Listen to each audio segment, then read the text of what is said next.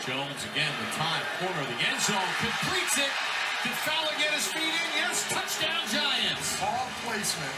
Make a note of it, folks. This kid is putting the ball where only his receiver can get it. Outside throws, those are tough ones. And every offensive lineman after that touchdown throw just gave Daniel Jones a big hug.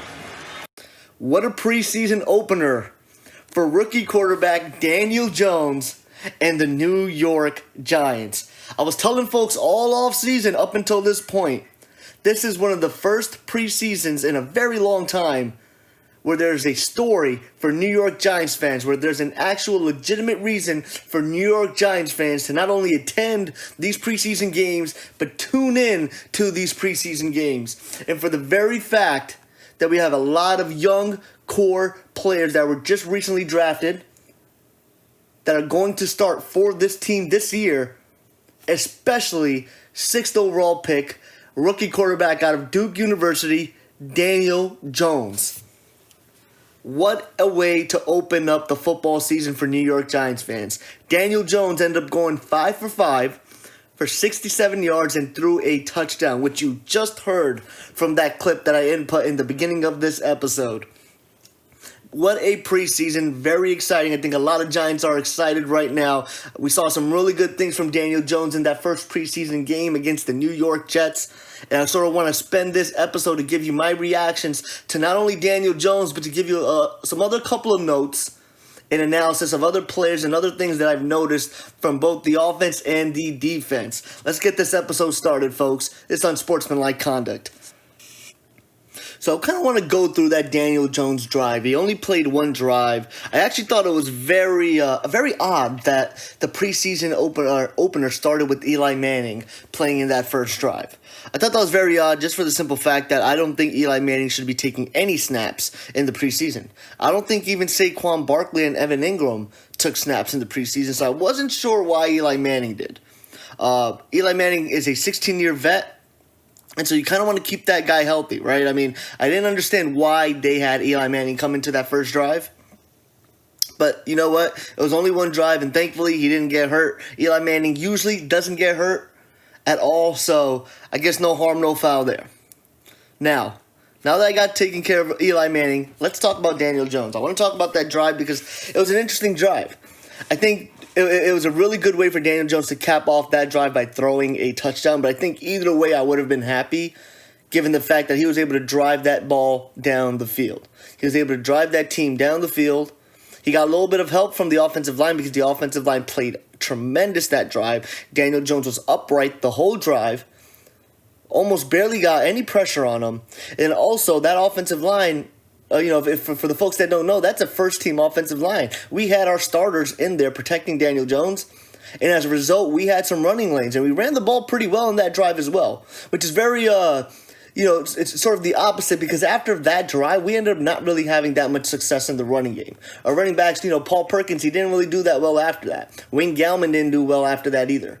So I think it's a true testament to how well and improved that offensive line is, albeit it came against a second-team New York Jets defense. So I want to kind of go through some of the passes. So Daniel Jones went 5 for 5, and I was looking at I ended up DVRing the game because I wasn't able to watch it live. And so I kind of went through each of the passes that Daniel Jones threw. And I kind of want to go through that the first pass to Cody Latimer. It was a quick hitter, and that's sort of what was the theme of the whole drive. Or I would say half of Daniel Jones' passes is that they were quick hitter passes. It was sort of a comeback route by Cody Latimer for about 5 yards. Easy play, easy find for Daniel Jones. I think on that play, again, which is going to be the theme for a lot of the other plays that I'll talk about, is that this play came easy to Daniel Jones because everything ended up working out. Daniel Jones didn't have to get creative on this drive, or on that pass rather. Daniel Jones was able to look at his very first target right off the snap and find Cody Latimer. Daniel Jones didn't really have to make a decision or look for another decision. He just stuck to his first choice. So that pass was a very easy pass for him. Again, a quick hitter for 5 yards. Then his second pass is to Golden Tate, which I thought was very good because I'm glad he sort of built that rapport with Golden Tate as well. It was a very quick slant route to Golden Tate, which I believe ended up getting us a first down. Again, this is another drive that was a quick hitter, but it was good because it was a play action fake, right? The play action was sort of it looked like it was going to be a draw play, but Daniel Jones ends up pulling the ball back and finding Golden Tate for a quick slant route. I thought that was very well executed. I think a lot of folks don't know how precise you have to be when you're doing a play fake. Because this play goes so fast, you not only have to fake it to the running back, but end up pulling the ball back, getting ready into throwing position, and sling it to that receiver that's running a route. Especially that slant route, because slant routes are so quick that once that receiver hits the middle of their slant route, it's pretty much too late. You kind of want to hit the receiver after they hit that break, and Daniel Jones was able to find Daniel Jones right out of the break, entering into the slant route. So I thought that was a good throw too. But similarly to the throw to Cody Latimer, that throw came very easy to Daniel Jones because he had nowhere else to sort of look for. He looked for that one target, which was Golden Tate. And so for 2 passes in a row, when I've noticed this, it looks like Daniel Jones was able to find the receiver that the play was designed to go to. But in both of these plays, there was a little bit of pressure. Because I think they brought in some linebackers, so there was a little bit of pressure where you see the pocket sort of collapsing, but not too much where Daniel Jones had to scramble. But I think if Daniel Jones did stay maybe a second or two longer into the pocket, he probably could have gotten hit. So I thought Daniel Jones did a good job of getting that ball out of his hands quick enough to hit his receivers.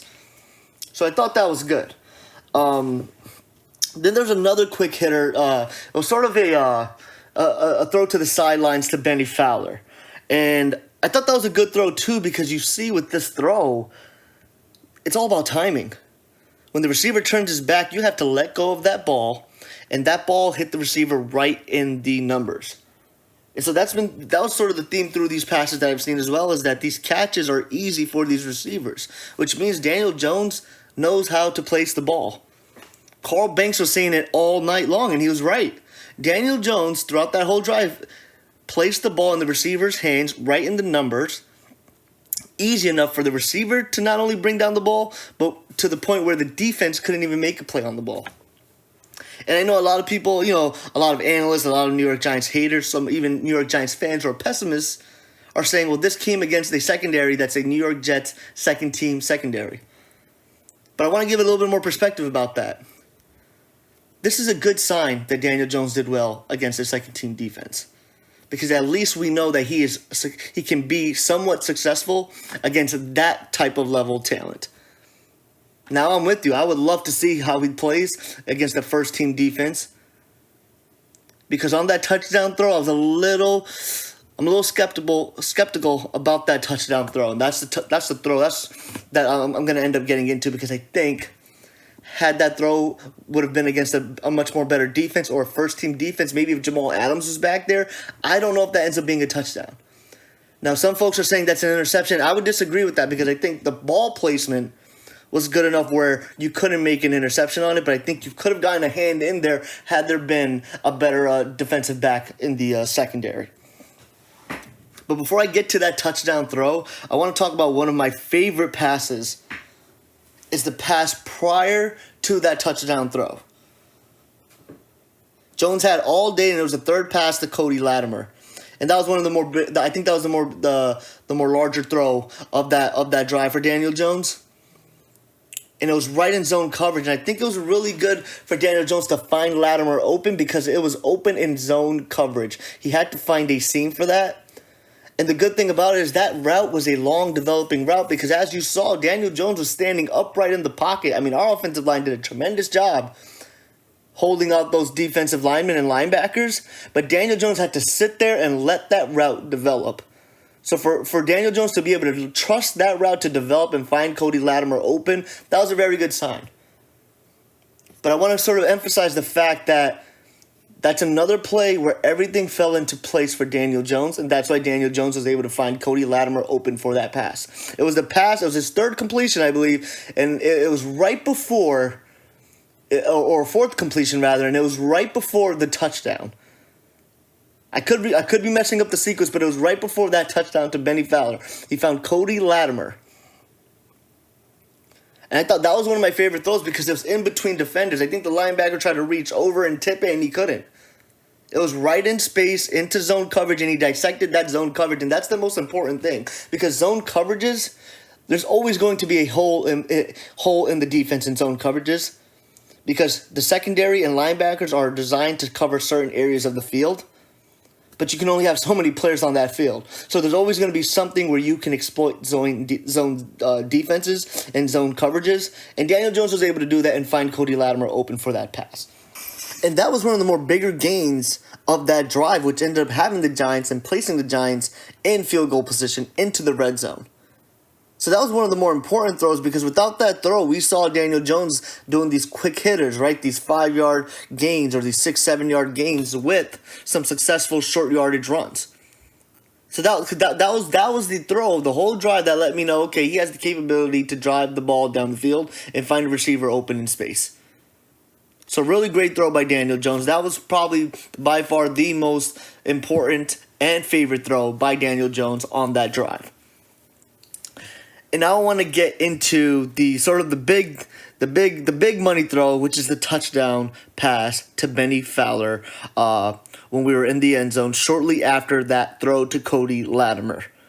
I think, it was great to see the offensive linemen, hug Daniel Jones, the whole team rallying around Daniel Jones. You see even Saquon Barkley jumping and sort of just celebrating with Daniel Jones. So that was really good.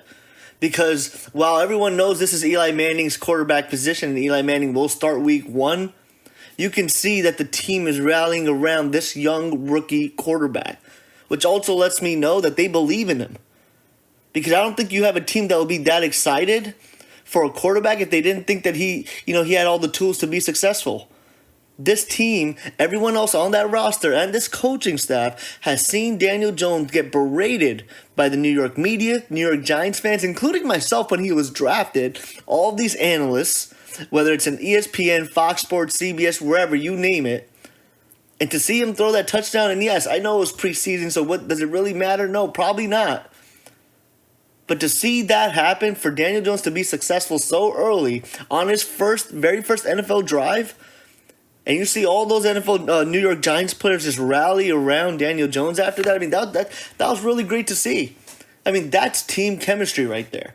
And I understand on paper we may not be the most explosive offense, but I'm telling you this, the energy from this New York Giants team is very different this year than it has been over the last several years. There's a much more bigger unity on this team, and I think that unity comes from the fact that everyone's riding off the Giants. So that was really, really nice to see. But now I want to actually get into the throw and sort of the science and the football logic behind the throw. There's a lot of controversy around this touchdown because there's some people that are thinking that this was a great throw because it hit Benny Fowler right in the numbers. And, I mean, that ball placement was really good because, the DB for the New York Jets couldn't even make a play on that ball. It was a very sort of pitch and, throw and catch. And a very easy touchdown for the New York Giants. That was a very well-placed ball, well-thrown ball by Daniel Jones. However, there are also other people that think that the throw wasn't that great and that it could have ended up being an interception had they have been played a first-team New York Jets defense. Now, I'm kind of in the middle of both of those arguments because I think it was a good throw. It was a well-placed ball. Not only did it hit Benny Fowler in the numbers, if you look at how Benny Fowler brought that ball down, he corralled that ball with his left bicep. So that's the arm that's towards the sideline. So to think about it, to think that ball would get intercepted, I mean, you would have to, be very athletic enough to dive and catch that football to intercept that ball. So I completely disagree with anyone who thinks that that's an interception. However, I do think if Jamal Adams was back there defending that route, I think that's an incompletion. I think that's an incompletion because that route, for some reason, it took so long to progress, and it took a while for Benny Fowler to get open. And I don't think that was the greatest ran route either by Benny Fowler. I thought it was a very simple route that was poorly played by Ramirez, the safety for the New York Jets. Had Jamal Adams probably been back there, I think Jamal Adams can get a hand in there, or I think Jamal Adams can get close enough to Benny Fowler where Benny Fowler gets disrupted and can't even make a play or an attempt for that catch. And so that's where I lie about that touchdown. That's where I sort of land on that touchdown. Again, I'm happy to see Daniel Jones be successful. But I just want to be objective as I possibly can, because I don't want to get too excited about Daniel Jones myself, and then he ends up disappointing later on. And I wanted to give more color and sort of a different perspective on that touchdown throw to sort of everyone else out there, especially my listeners, because my listeners are usually New York Giants fans. So, yes, celebrate that Daniel Jones did well in his first drive, but don't hang your hat on this touchdown throw, because I don't think it was that great of a throw. Against that defense it was, but then it leads me to believe maybe against a more premier safety or premier secondary, maybe they make a play on that ball. And again, I completely disagree. And it was actually, I think, Chris Carter, a Hall of Fame wide receiver that played for the Minnesota Vikings, who's currently an analyst on Fox Sports, said that was a bad throw, and that in a regular season game, that would have been picked off by a first-team defense. And I would disagree with that.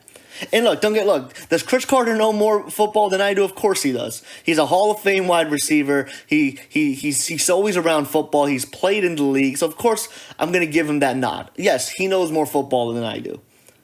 But I think I know enough about football to disagree with Chris Carter, because I think that where that ball is, I think it's very hard to make it. I don't think that it was a bad throw. I think a good safety can attempt to make a play on that ball and disrupt the wide receiver as he's trying to catch it, but I don't think it was a poorly thrown ball where it would get intercepted. Now, if the ball was placed towards, maybe behind the receiver, or maybe right dead in the middle of the numbers on the jersey, then you can make some sort of an argument. But other than that, I thought Daniel Jones placed that ball as well as anyone could. Now, for me personally, I don't like when receivers have to sort of turn their body to catch the ball heading into the sideline. So I would have preferred Daniel Jones to actually throw it where Benny Fowler has to reach out for the ball, extend his arms out for the ball, rather than Benny Fowler sort of jumping into the throw. And if I had to give a grade to Daniel Jones for his first preseason game, I'd give him a B. And for the following reasons. Daniel Jones wasn't under pressure that much for him to have to improvise on any of the 5 times that he had to drop back for a pass. Daniel Jones also relied on his first wide receiver option. There wasn't a moment in any of the 5 passes where Daniel Jones had to sort of survey the field and look for other options, whether it was the second wide receiver or the third wide receiver, or the tight end, or even a dump off to the running back. In other words, I don't think Daniel Jones was challenged enough in this first preseason game. However, I think he was poised and did everything he was asked to do, and therefore I think a B is a fair enough grade. I don't think he did anything bad. I don't think he did anything poorly, and I thought every single throw that he made was a good throw, an accurate throw, and it made the receiver's job easy, where the receiver didn't have to do too much in order to bring the ball down, because the ball was always in the numbers or right in the diamond, right where the receiver could catch it with their hands. So good showing by Daniel Jones, and some very, very positive and good signs coming from Daniel Jones. I look forward to seeing him in week 2. And I want to talk about the defense, because I have a lot of high expectations for the defense given the way we drafted this past NFL draft, and also just with the acquisition of Jabril Peppers, and knowing James Bettcher and how much of a genius and defensive savvy that James Bettcher is. I was really high on this defense. We have a lot of young defensive players on this team, especially with our front 7 and our secondary. I would say up and down the whole defensive depth chart, we have a young group of players. And one of the first things that I've noticed is a consistent theme. We weren't able to get pressure on the quarterback. We still couldn't get pressure on the quarterback. There were times where we had to bring in an extra DB, bring in an extra linebacker. I didn't really see the pressure there, and that's still a concern. And obviously, this is the first preseason game. A lot of these rookies haven't really been battle-tested yet, so this is something that they have to feel out. But James Bettcher needs to understand and look at this tape and figure out where he's going to get the pressure from. And they've said this all pretty much most of the game. Carl Banks even said it. Lorenzo Carter is expected to have a big year. That's the guy that they're relying on to get sacks and pressure the quarterback. I don't really feel like the pressure on the quarterback was there, so that's something to look out for going into the rest of the preseason games, because we still couldn't get it. Another negative for our defense, our young DBs got exposed. And it goes back to everything I've been saying since I started this podcast. If you can't get pressure on a quarterback, then you put more pressure on your secondary to make a play, because it gives the quarterback that much longer to find those receivers open. and it allows receivers to actually complete their route trees. And while DBs are athletic, and probably one of the more athletic people on the field, given that they have to defend these super explosive and fast wide receivers, DBs can only defend for about a couple of seconds before they lose that route battle. Unless it's a go route, every other route in the NFL is really hard to guard. And our DBs got exposed. Corey Ballantyne got called for a pass interference, and I know he had an interception, but that interception came against Davis Webb. Davis Webb got cut by the New York Giants. So I expect him to throw an interception against anyone else on the team because he couldn't stay with the New York Giants. DeAndre Baker, a first rounder. He also got called for a pass interference, which was a bonehead pass interference. Both of them were because they're too aggressive. Because the quarterback had time to sit in the pocket, and those DBs thought that they were going to lose on the route, so they decided to get a little physical deep down the field on go routes. Julian Love and DeAndre Baker were exposed on that pick play where Sam Darnold threw for a touchdown, that very first Jets drive where they threw a touchdown. And Sam Darnold looked good. We made Sam Darnold look good. But most importantly, it was because of the number one negative reason I just pointed out. We couldn't get pressure. And because we couldn't get pressure to the quarterback, our DBs got exposed. But I think we have enough talent in the secondary where it'll come together. But they're continuously going to get exposed all season if we cannot get pressure. So James Bettcher, he has a lot to do. He has a lot to look at because he needs to understand that it doesn't matter who you have back there. If you can't get to the quarterback, you cannot defend wide receivers. This game has changed from a running game to a passing game. Quarterbacks are throwing between 30 and 40 passes a game now. It's not between 20 and 25, and then you let your running back get 20 to 25 carries. It doesn't work like that anymore. The offenses have changed, and James Bettcher needs to find a way to generate a pass rush. And speaking of pass rush, Oshane Jimenez. There were times where Oshane Jimenez, he was able to sort of get into the backfield and get close to the quarterback, but he's so one-dimensional that the tackle was able to just sort of kind of push him out of the zone. Oshane Jimenez couldn't get around guys. He got around enough where the quarterback could just step in, and that was it. The pocket would somewhat sort of crumble, but it wouldn't crumble all the way where the quarterback was in duress. All the quarterback had to do was step into the side, and Oshane Jimenez was out of the picture. And then one of the touchdowns to McGuire, Oshane Jimenez blew that coverage. Oshane Jimenez is an outside linebacker. On that play, Oshane Jimenez went for the quarterback instead of rolling out and defending McGuire, and McGuire was wide open for a very easy pass and a touchdown. And granted, I know this is preseason, so winning or losing doesn't matter. But analyzing talent, that's what the preseason is for. So Oshane Jimenez has a lot to work on too, because this is concerning for a third-round pick. If this guy's going to be only there to pin his ears back on a third down and rush the quarterback and not be able to pick up a very easy assignment, which was McGuire coming out and rolling out of the backfield, that was concerning to me too. But don't get me wrong, I don't mean to be a Debbie Downer. There were some bright sides of the defense too. One of them was Jabril Peppers. Jabril Peppers, when he was in there, was all over the place in every single play. And he missed a pick. He missed the interception that could have potentially been a pick six, but definitely would have had us in the red zone. But I'm okay with that because that's what happens, right? DBs are DBs and not wide receivers because they don't have good hands. I'm okay with that. I was actually more happy with and more impressed that Jabril Peppers read that perfectly against a second-year quarterback in Sam Darnold. Because if you think about it, if Jabril Peppers gets the interception, then Sam Darnold and the Jets don't drive down the field. That was a great read because think about it, Jabril Peppers was close to the box, not exactly in the box, but close enough to his DBs, and he read that play and rolled out to his left, to the sideline. I mean, that would have been a great pick. It's okay, though, to hit his hands. He made a good play on it. That was definitely great to see because I think that was actually one of Sam Darnold's first passes of the game as well. So really, really great sign to see from Jabril Peppers, especially because, he's somebody that the Cleveland Browns didn't give him a good enough chance. He played decent enough when he was in there, but they didn't play him enough because there was a lot of competition in that Cleveland Browns secondary. So that's really, really good to have him come in, especially considering the fact that he's replacing Landon Collins, which are big shoes to fill. But I think he's up for it because we also seen him play in the box and make tackles, bring down the running backs. He was there almost every single play. So really, really good sign and positive note for Jabril Peppers because I think he had a great game. And then rookie nose tackle Dexter Lawrence. He was clogging up the middle. He played great and he played a hell of a game.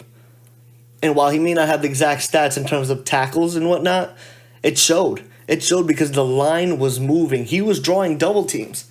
This guy is a rookie drawing double teams in preseason. I can't wait to see what's going to happen in the regular season. And that might be the key piece. That might be the reason why we were able to eventually come up with creative ways to generate pass rushes because that opens up gaps. When you double team a nose tackle, that's going to open up a gap. So that was a very good sign from Dexter Lawrence. And I kind of eat my words because I know I was a little upset at that pick, given that I wanted a premier, legitimate, natural pass rusher. But I'm okay with that because Dexter Lawrence looked good out there. And then lastly, just from the offensive standpoint, I just want to give a big kudos to the offensive line. Because when Daniel Jones was in there, they protected him and he was upright the whole time. I never seen a quarterback it's been a long time since I've seen a Giants quarterback just sit back in the pocket, not under duress, not shifting around, not being scared of getting sacked. Daniel Jones looked upright. He was confident. He was able to sling the ball. Guys like Kevin Zeitler and Mike Remmers were pushing up the line, getting good gains from a running standpoint as well. Put a lot of pressure on those linebackers because that defense didn't know what to do. And granted, I know it was a second-team defense, but nevertheless, it worked. Our offensive line looks good and it looks improved. Strangely improved because I've never seen this offensive line look like this in quite some time.